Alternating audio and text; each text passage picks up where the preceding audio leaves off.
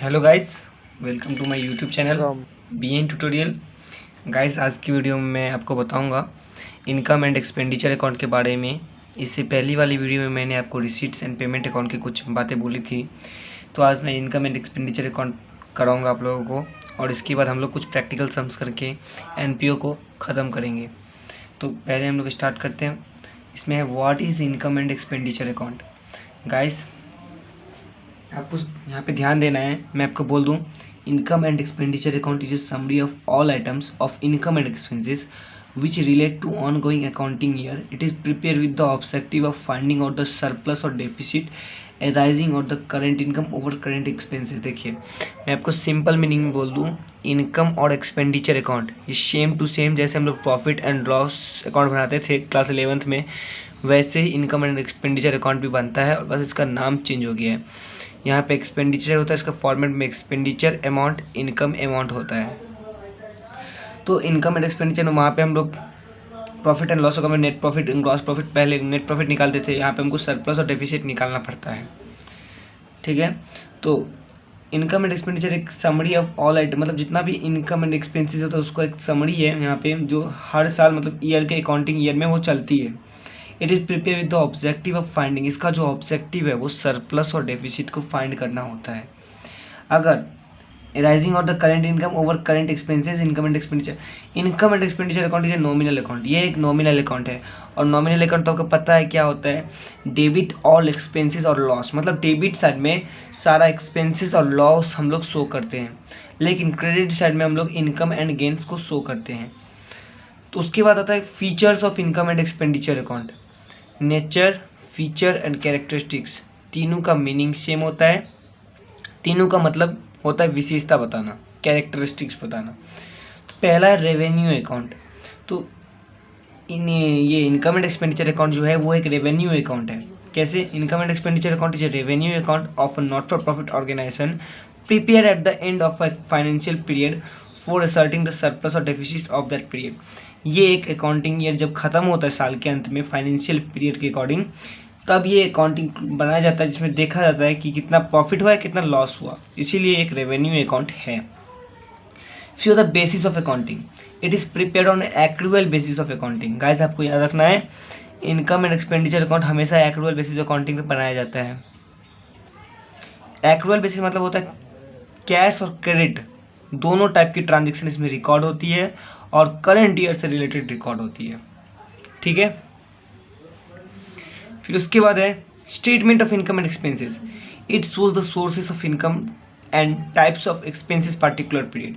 इसमें इनकम और expenses type के ही आइटम्स शो होता है, इसीलिए यह है statement of income and expenses. इसमें कैश की ट्रांजेक्शन रिकॉर्ड नहीं होती है। ठीक है, फिर गाइस है distinction between receipt and payment account and income and expenditure account. Guys, क्या आपको पता है रिसीट एंड पेमेंट अकाउंट और इनकम एंड एक्सपेंडिचर अकाउंट में क्या डिफरेंस है, दोनों का बीच का अंतर? पहला है nature. Income and expenditure account is a revenue account as it is like profit and loss account. ये एक रेवेन्यू अकाउंट है, और सेम टू सेम जैसे प्रॉफिट एंड लॉस अकाउंट हम लोग बनाते थे पिछले कक्षा में, वैसे ही हम लोग इसे भी बनाएंगे। और रिसीट एंड पेमेंट अकाउंट जो होता है, इट इज़ एन, ये एक एसेट अकाउंट होता है, और ये एक समरी ऑफ कैश ट्रांजेक्शन्स होती है। ठीक है, फिर नेक्स्ट होता है ऑब्जेक्टिव। ऑब्जेक्टिव इसका जो ऑब्जेक्टिव है, इसको होता है इनकम एंड एक्सपेंडिचर का जो ऑब्जेक्टिव है वो सरप्लस और डेफिसिट को फाइंड आउट करता है। और रिसीट एंड पेमेंट अकाउंट का जो ऑब्जेक्टिव है वो कैश और बैंक बैलेंस को फाइंड करता है। क्लियर? उसके बाद होता है बेसिस ऑफ अकाउंटिंग। तो इनकम एंड एक्सपेंडिचर अकाउंट जो होता है वो एक्रूअल बेसिस ऑफ अकाउंटिंग पे बनाया जाता है, जो कि करंट ईयर से रिलेटेड होती है। और रिसीट एंड पेमेंट अकाउंट जो कि कैश बेसिस पर बनाया जाता है, जिसमें कैश ट्रांजेक्शन इसमें रिकॉर्ड होती है। ओके, फिर द साइड ऑफ रिकॉर्डिंग। तो income are shown on the credit side. आपको याद रखना है, इनकम हमेशा क्रेडिट साइड में रिकॉर्ड होती है, और expenditure are shown on the debit side, ये डेबिट साइड में रिकॉर्ड होती है। ठीक है, उसके बाद होता है receipt are shown on the debit side. Receipt जितना भी रिसीप्ट होती है वो डेबिट साइड में शो होती है, और जितना भी पेमेंट होती है वो क्रेडिट साइड में शो होती है, उल्टा। ठीक है, यहाँ तक आपको समझ में आया? ठीक है, फिर द नेचर ऑफ आइटम्स। इसमें only revenue, income and expenses are taken into account while preparing this account. इसमें रेवेन्यू नेचर का ही आइटम्स इसमें इंक्लूड होते हैं। जो डे टू डे एक्टिविटी का जो खर्चा होता है, जैसे कि रेंट, बिल पे करना, या कोई इलेक्ट्रिसिटी बिल पे करना, उससे ही बोलते हैं रेवेन्यू नेचर, छोटा मोटा खर्चा जो ये इनकम एंड एक्सपेंडिचर अकाउंट में शो होता है और डे टू डे होता है, ठीक है। और रिसीट एंड पेमेंट अकाउंट जो होता है, all items whether of capital और revenue nature are shown in this account. इसमें कैपिटल और रेवेन्यू दोनों आइटम शो होती है। बस आपको एक चीज़ याद रखना है इसमें कोई भी outstanding and depreciation item show नहीं होता है, ये आपको याद रखना हमेशा, ठीक है। उसके बाद नेक्स्ट क्वेश्चन है, income and expenditure account, profit and loss account में क्या डिफरेंस है। गाइस दोनों तो सेम ही है, लेकिन इसका डिफरेंस क्या है, एग्जाम में आ सकता है इस टाइप का क्वेश्चन, समझिए। पहला है objective, it is prepare to find out the surplus और डेफिसिट। ये सरप्लस और डेफिसिट को फाइंड करने के लिए किया जाता है। और it is prepare to the find out the profit और लॉस, ये प्रॉफिट और लॉस को फाइंड के लिए बनाया जाता है, ठीक है। नेक्स्ट होता है preparation, it is usually from the receipt and payment account and adjustment. ये जो प्रिपरेशन होता है ये रिसिप्ट एंड पेमेंट अकाउंट को देख के बनाया जाता है, लेकिन it usually prepare from the trial balance और एडजस्टमेंट। आप लोग पता है क्लास 11 में जो पढ़ के आए वो ट्रायल बैलेंस को देख के हम लोग ये बनाते थे, इसीलिए ये ट्रायल बैलेंस और एडजस्टमेंट को देख के ये बनाया जाता है, ओके। फिर तीसरा होता है ऑर्गेनाइजेशन, इसको नॉट फॉर प्रॉफिट ऑर्गेनाइजेशन हमेशा बनाते हैं, और इसको ट्रेडिंग एक ऑर्गेनाइजेशन जो होते हैं वो बनाते हैं। उम्मीद करता हूँ कि गाइस यहाँ तक इन दोनों का डिफरेंस और इनकम एंड एक्सपेंडिचर और रिसीट एंड पेमेंट अकाउंट का दोनों का डिफरेंस आपको पता चला होगा। नेक्स्ट होता है गाइस कैपिटल नेचर क्या होता है। देखो कैपिटल नेचर मतलब इसमें आपको काम आएगा, कैपिटल नेचर रेवेन्यू नेचर क्या होता है वो आपको समझना बहुत ज़रूरी है, क्योंकि इस चैप्टर में यही सब कुछ मेन खेल है। तो देखो capital nature means any receipt which can be attributed to any fixed asset liability account. It includes, ये मतलब जो एसेट और लाइबिलिटी से रिलेटेड रिसिप्ट हो उसे ही बोलते हैं कैपिटल रिसिप्ट। जैसे कि द रिसिप्ट ऑफ कैपिटल से जो कुछ रिसिप्ट मिला उसे, फिर लोन हो गया, लेगेसीज हो गया, फिर sale proceeds of fixed asset, मतलब कोई फिक्स्ड एसेट को बेच के जो सेल होकर के जो पैसा मिलता है उसे कैपिटल रिसिप्ट बोलते हैं, क्योंकि वो फिक्स्ड एसेट मशीनरी को बेच दिया हम लोग तो उससे जो पैसा मिला उसे कैपिटल रिसिप्ट बोलते हैं। ETC they are non recurring nature, मतलब ये जो है नॉन रिकरिंग नेचर होता है जो इनकम एंड एक्सपेंडिचर अकाउंट में शो नहीं होता है, क्योंकि इनकम एंड एक्सपेंडिचर हमेशा रेवेन्यू रिसिप्ट ही शो होता है, ठीक है। फिर होता है रेवेन्यू नेचर क्या होता है।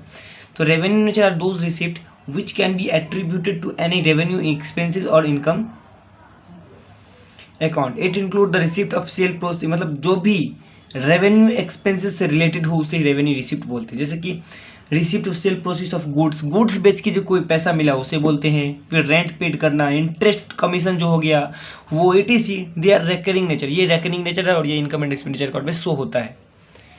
फिर होता है कैपिटल पेमेंट, सेम चीज़ है, आर दोज पेमेंट जो एसेट और लाइबिलिटी से रिलेटेड हो और जो फिक्स्ड एसेट जो एसेट को बढ़ाता हो और लाइबिलिटी को कम करता हो, ठीक है, उसे बोलते हैं कैपिटल पेमेंट। जैसे कि मशीनरी, फर्नीचर, ये सब होता है इसमें ETC। फिर रेवेन्यू पेमेंट भी वही चीज़ है, छोटा मोटा खर्चा जो पे करते हैं हम लोग, जैसे कि परचेज ऑफ गुड्स को परचेज किए, खरीदे, फिर सेल के लिए, मतलब सेल के लिए गुड्स खरीदे, फिर सैलरीज पे किए, वेजेस किए, ETC यही है। लाइफ मेंबरशिप फीस, नहीं गाइस लाइफ मेंबरशिप बहुत ही मोस्ट इंपॉर्टेंट चीज़ है, इस टॉपिक में आपको कन्फ्यूजन कर सकती है। तो लाइफ मेंबरशिप जो होता है वो कैपिटल रिसिप्ट होता है, आपको हमेशा याद रखना ये कैपिटल रिसिप्ट होता है। कैपिटल रिसिप्ट क्यों होता है वो मैं आपको बता रहा हूँ। मान लीजिए कि आपका एक ऑर्गेनाइजेशन है, उसमें एक आदमी जो है आपके ऑर्गेनाइजेशन में बोला कि मुझे एडमिट होना है, ठीक है। उसने बोला कि मैंने पूरा लाइफ मेंबरशिप फ़ी आपको पे कर दिया, लेकिन अभी भी वो मतलब अब वो पूरा पैसा पे करके मतलब आपके ऑर्गेनाइजेशन में रह गया, तो आपके लिए तो वो लायबिलिटी हो गया, एसेट तो नहीं हुआ ना, क्योंकि वो पूरा पैसा दे दिया, वो काम करे जो करे उसमें रहेगा, अब वो पैसा नहीं देगा कभी, उसे ही बोलते हैं लाइफ मेंबरशिप फीस। और ये कैपिटल रिसिप्ट होता है जो कि रिसीट एंड पेमेंट की रिसिप्ट साइड में शो होता है और बैलेंस शीट के लायबिलिटी साइड शो होता है, हमेशा याद रखना। उसके बाद होता है लेगेसी का मतलब होता है वसीयत, मतलब ये भी एक कैपिटल रिसिप्ट है। मान लीजिए कैसे मैं बोल रहा हूँ आपको, ये एक कैपिटल रिसिप्ट है, आपको याद रखना है कि ये कैपिटल रिसिप्ट है। देखिए एक या कोई भी हो, कोई भी बड़ी पीपल हो, वो बोले कि जब मैं मर जाऊंगा तो मेरा जो कुछ प्रॉपर्टी होगा, कुछ जो हिस्सा होगा, मैं इस ऑर्गेनाइजेशन को दे दूंगा। लेकिन इसमें स्पेसिफिक पर्पस ये है कि जब वो मरेंगे तभी देंगे। ये सेम टू सेम डोनेशन जैसा होता है, लेकिन ये लेगेसी है, इसीलिए कैपिटल रिसिप्ट में ये जाता है। इसको भी हम लोग रिसिप्ट साइड में लिखते हैं और बैलेंस शीट की लायबिलिटी साइड में लिखते हैं, इनकम एंड एक्सपेंडिचर में नहीं आता है। और एंट्रेंस फी, ये एक एडमिशन फ़ी है, ये आपको दे देगा क्वेश्चन में, इसको कैपिटलाइज करना है कि नहीं करना। अगर कैपिटलाइज करेंगे तो इनकम एंड एक्सपेंडिचर में शो नहीं होगा, और अगर कैपिटलाइज नहीं करेंगे तो ये इनकम एंड एक्सपेंडिचर अकाउंट में शो होगा, ठीक है। फिर डोनेशन मतलब आपको पता है, चंदा मिलता है पीपल से। फिर डोनेशन फॉर दो होता है, डोनेशन दो होता है, स्पेसिफिक पर्पस। अगर स्पेसिफिक पर्पस लगा रहा तो समझ जाएगा कि वो कैपिटल नेचर का है, ठीक है। और capital nature income and expenditure account में शो नहीं होता है। और डोनेशन फॉर जनरल पर्पस, अगर कोई जनरल पर्पस के लिए है तो वो शो होगा, क्योंकि वो उसको मतलब स्पेसिफिक पर्पस मतलब क्या, क्यों कुछ नहीं बोला, डोनेशन किसके लिए है वो कुछ भी नहीं बोला है, उसे ही बोलते हैं स्पेसिफिक पर्पस। और जनरल पर्पस मतलब वो सिंपल डोनेशन दे दिया, बोला जो करना है करो, उसे ही बोलते हैं डोनेशन फॉर जनरल फंड्स या जनरल पर्पस, ठीक है। यहाँ तक उम्मीद करता हूँ क्लियर है। ये इनकम एंड एक्सपेंडिचर में शो होगा, लेकिन ये इनकम एंड एक्सपेंडिचर का में शो नहीं होगा। फिर तो ऑनरेरियम एक ऐसा चीज़ है, मतलब कि ऑनरेरियम एक खर्चा होता है गाइस, क्योंकि देखिए ये कभी कभी होता है। जैसे कि हम लोग मान लो कि हम लोग किसी कोच को बुला लिया, मतलब कि कोई लेक्चरर को बुला लिया एक दिन के लिए, क्या किसी कोच को बुला लिया, या कोई क्रिकेटर में जो आता है जैसे कि कोई टू एन, जैसे कि किसी को हम आर्टिस्ट को पेमेंट कर रहे हैं, payment to an guys. Honorarium का मतलब ये होता है कि किसी पेमेंट को मतलब कुछ एक टाइम के लिए कभी भी हम किसी को पे कर रहे हैं, पेमेंट टू एन आर्टिस्ट हो गया, या फिर कोच हो गया, किसी कोच को हम पैसा दे रहे हैं तो उसे बोल रहे हैं कोच, उसे भी बोल सकते हैं, ठीक है। और ये एक रेकरिंग एक्सपेंसेस होता है, इसीलिए इसे रेकरिंग नेचर बोलते हैं। जो रेकरिंग एक्सपेंसेस होता है, खर्चा है, ये शो होता है credit side of receipt and payment का, क्रेडिट साइड मतलब पेमेंट साइड में शो होती है, और इनकम एंड एक्सपेंडिचर का एक्सपेंडिचर साइड मतलब डेबिट साइड में शो होती है, ठीक है। Sale of old newspaper, guys इस पे ध्यान देना है आपको बहुत ज़्यादा, इसमें कन्फ्यूज़न नहीं होता। बहुत सारे बच्चे इसमें कन्फ्यूज हो जाते हैं कि इसको उनको लगता है कि ये हमारे लिए एसेट है, लेकिन ये एसेट नहीं है, ठीक है। ये हमारे लिए इनकम है, सेल ऑफ ओल्ड न्यूज़पेपर। ये एक रेकरिंग रिसिप्ट है जो मिलता है हमें कोई छोटा मोटा न्यूज़पेपर को बेच के, तो ये रिसीट एंड पेमेंट के डेबिट साइड में शो होगा, रिसीट एंड पेमेंट के डेबिट साइड में, और इनकम एंड एक्सपेंडिचर के क्रेडिट साइड में शो होगा, ठीक है। आपको ये याद रखना है हमेशा। और आपको इसका नोट्स चाहिए तो नोट्स मिल जाएगा, वीडियो के लिंक के डिस्क्रिप्शन में पूरा फुल नोट्स मिला है, वहाँ पे मिल जाएगा आपको, चिंता मत करिए। उसके बाद sale of old fixed asset, मतलब कि जैसे मान लो फिक्स्ड एसेट क्या क्या हो गया, जैसे कि जिसका प्रॉफिट हमको बार बार आए ना, मतलब बहुत बार आए, जैसे कि मशीनरी हो गया, फर्नीचर हो गया, इसका प्रॉफिट हमको आता ही रहता है, उसे बोलते हैं फिक्स्ड एसेट, ठीक है। तो उसे बेच के जो होता है उसे हम बोलते हैं एसेट। तो ये हम नॉन रेकरिंग नेचर है, जो कि रिसीट एंड पेमेंट के रिसिप्ट साइड में ही शो होगा, इनकम एंड एक्सपेंडिचर में ही शो नहीं होगा, ये बैलेंस शीट के एसेट साइड में जाएगा, ठीक है। फिर सब्सक्रिप्शन मतलब ये होता है कि कोई भी ऑर्गेनाइजेशन का मेंबरशिप लेना चाहता है तो वो सब्सक्रिप्शन लेके आ सकता है। सब्सक्रिप्शन मतलब ये सेम टू सेम जैसे हम लोग एंट्रेंस फी एडमिशन फी जिसको बोलते हैं ना, इसको एडमिशन फी बोलते हैं, एडमिशन फी इसको एंट्रेंस फी को, वैसे ये भी है सब्सक्रिप्शन मुझे मिलता है हम लोगों को, ठीक है। अकाउंटिंग और नॉन फंड बेस्ड अकाउंटिंग, ये बहुत ही इंपॉर्टेंट है, एग्जाम में आ चुका है। तो पहला है basis of accounting. The basis of accounting is cash basis, ये कैश बेसिस पे बनाया जाता है, फंड बेस्ड अकाउंटिंग, और ये नॉन फंड बेस्ड अकाउंटिंग ये एक्रूअल बेसिस पे बनाया जाता है, ठीक है।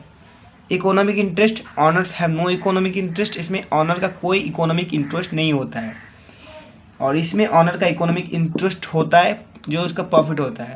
फंड बेस्ड जो होता है वो कोई भी स्पेसिफिक पर्पस, मतलब जो होता है ना उसका फंड्स ले लीजिए, specific funds are use for specific purpose के लिए ही यूज़ किया जाता है जनरल फंड में, ठीक है। स्पेसिफिक पर्पस के लिए किया जाता है, लेकिन ये कोई भी पर्पस के लिए इसे यूज़ कर सकता है, ठीक है। तो इसका मतलब ये है कि किसी भी मोटिव से, मतलब पर्पज से इसे यूज़ कर, लेकिन इसका मेन काम है प्रॉफिट कमाना। प्रॉफिट कहीं से भी अर्न हो वही काम करेगा। नॉन फंड बेस्ड अकाउंटिंग उसे ही बोलते हैं। फंड मतलब हो गया सो एनपीओ वाले यही सब चलाते हैं।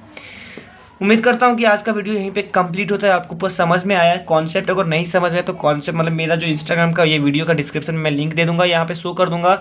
आप वहाँ से जाके हमको मैसेज कर सकते हैं, या कोई भी डाउट्स आता है आपको, डाउट्स जो भी हो मैं वहाँ से आपको क्लियर करा दूंगा। तो मैं सोचा कि मैं पहले पूरा थ्योरी आपको मतलब पूरा क्लियर करा दूँ, जिससे मुझे प्रैक्टिकल सम करवाने आपको बहुत ही आसान लगे। क्योंकि अगर मैं डायरेक्ट प्रैक्टिकल सम स्टार्ट कर देता तो बहुत सारा प्रॉब्लम आपको हो सकती थी, इसीलिए मुझे ये ट्रिक्स जो मुझे फॉलो करना पड़ा स्टेप से तो मैंने किया। तो आज थ्योरी पूरा कंप्लीट, कल से हम लोग प्रैक्टिकल सम स्टार्ट करेंगे। सो गाइस मिलते हैं नेक्स्ट वीडियो में। अगर आप लोग मेरे चैनल पे न्यू है तो प्लीज़ चैनल को लाइक शेयर एंड सब्सक्राइब करना मत भूलिए, और साथ ही साथ बेल आइकन ज़रूर दबाइए।